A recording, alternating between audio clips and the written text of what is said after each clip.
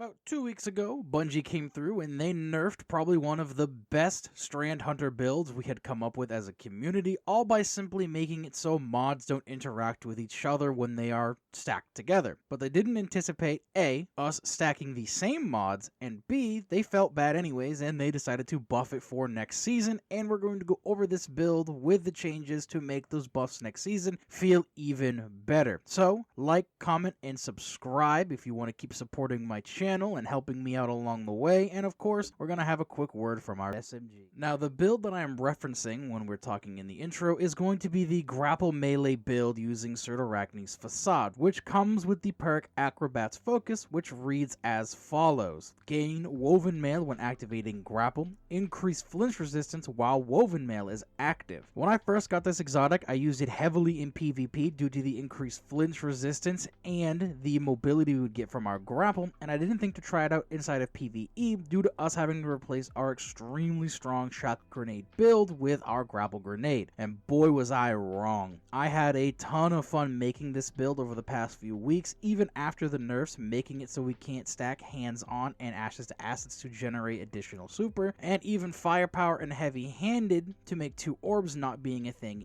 either. Being able to get Woven Mail and its 50% damage reduction just from using our grapple grenade is extremely nice, and the increased flinch resistance even inside of PvE is extremely beneficial due to things still just flinching us constantly when we're using things like linear fusion rifles, and even some of our primary weapons are affected heavily by this flinch that we receive. As for the weapons we're going to want to use with this build, we're going to look for stuff that uses damage over time effects to help with our class setup, and of course strand weapons to help play into the subclass verbs itself. As for my recommendations, my top pick is Final Warning, the strand sidearm that we get from the Final Strand exotic quest, which we pick up after we purchase all of our strand fragments. The 2 reasons this is my top pick is it has the dual firing modes between hip firing and aim down sights with its tracking, and secondly, when you land a full burst of those tracking shots, the targets will emit a severing burst which will apply a DOT-like effect and can spread to other targets when they take damage, also giving them a DOT type effect, feeding into the whole thing of the damage over time for our class setup. I also really recommend Osteostriga. I know a lot of people use this with the Warlock build, but it still plays really good with this build because of the poison that can be applied over and over again. In this same vein, I also tried Thorn since the hand cannon buff we got last week or the week before. It's good because of the poison effect, however, I still think certain hand cannons are lacking inside of PvE, and Thorn just sadly happens to be one of them. So if you're going for the poison effect to play into the whole,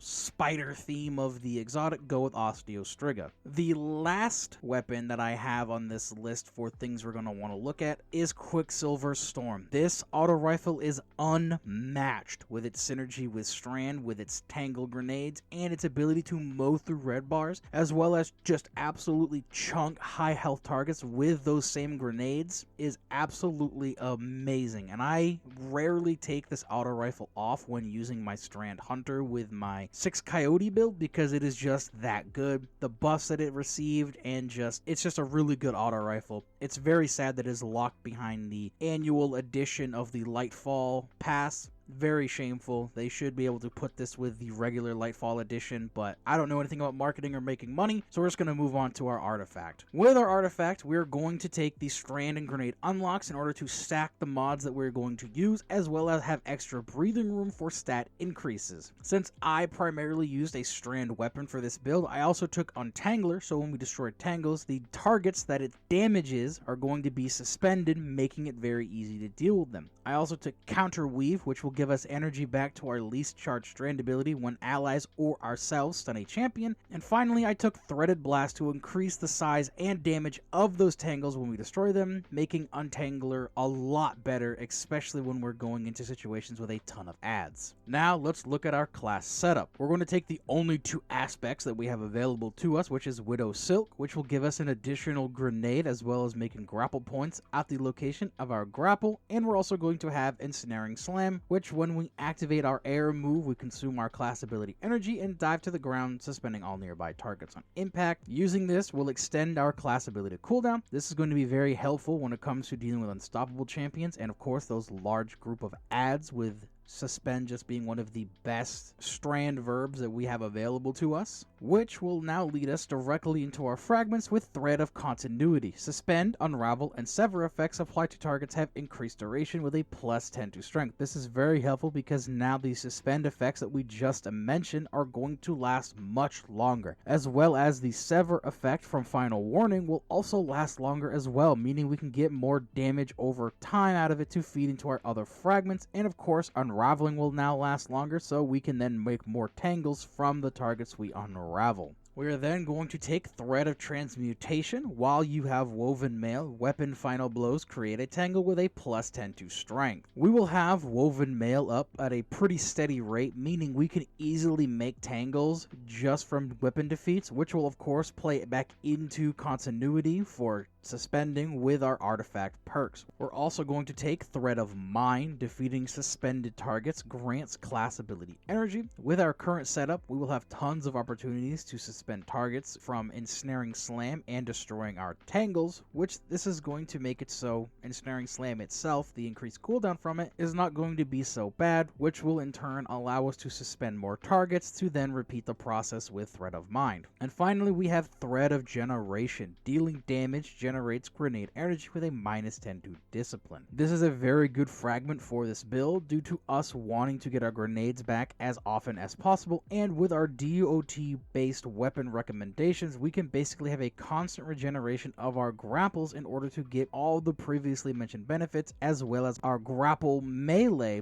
to then deal extra damage. It's going to play very nicely with our armor mod, so starting with our helmet, we have double hands on. Now we can't stack ashes to assets in combination with hands on, but we can stack hands on in order to get more out of the grapple melee. This was clarified in a TWAB or a blog post in this past week that yes, we can stack the same mods, so we're going to take heavy advantage of that. We're also going to slap on a Strand Siphon mod in order to get some extra orbs from our weapons if you went with the Strand weapon recommendations I had made earlier. For our arms, we're going to run heavy-handed in order to make an orb when getting into defeat with our grapple melee. I tried firepower, it didn't work so great. I found that heavy-handed worked better with this, but you can still run firepower if you want to, just not together. We're also going to run impact induction, so when we do damage with our threaded spike melee, which is getting a hefty buff next season, or our grapple melee, we will get some grenade energy back for our next grapple. Lastly, on our arms, we're also going to use grenade kickstart because we want the grapple up as much as possible and pretty much never want either charge to be on cooldown, and honestly it's very fun to grapple around everywhere and then punch things with the grapple melee. For our chest, we simply have charged up to increase the amount of armor charge we can hold, and resist mods. You can change the resist mods to whatever you want. For legs, we have stacks on stacks to help us get max stacks of armor charge for grenade kickstart. I also ran a double stack of innervation for all the same reasons I have mentioned before for our grenade stacking mods, because we just want our grapple up as much as possible. Finally, on our cloak, we have the Reaper mod, so we can make orbs when defeating a target after a dodge to feed our other mods, and we have the double stack of bomber because again, grapple grenades are extremely fun and they're the main focus point of this build. And with that, that is the end of our video with the much more neutered version of the build that we had at the beginning of the season. Now, while it is still a neutered version, this build is still extremely good and extremely fun. This is easily one of the top 3 most fun builds I have played with, right up there alongside my Gunpowder Gambler build, which is getting a buff next season. I was skimming through the blog post today, and apparently Gunpowder Gamble is getting its fragment slot increase from 1 to 2, which is great. Also, this build is going to feel a lot better next season as well, with the changes they're making to the grapple cooldown, as well as how fast you can then do your next grapple, alongside the massive buff that Threaded Spike, our throwing melee, is going to get alongside it. It is going to be amazing. With all that being said, I'd just like to make a quick reminder that once we get to 1,000 subscribers, I'm going to be doing a giveaway on our Discord, so I'm going to leave that link down in the description. Click that, join it, come join our little tiny community and make it a little bigger, and have a chance to win something when we finally get to 1,000 subscribers. While you're down there, check out those other links from our sponsors as well. Like, comment, subscribing, all that good stuff helps. Share this with your friends if you think they're going to enjoy it, and I'll see you guys in the next video.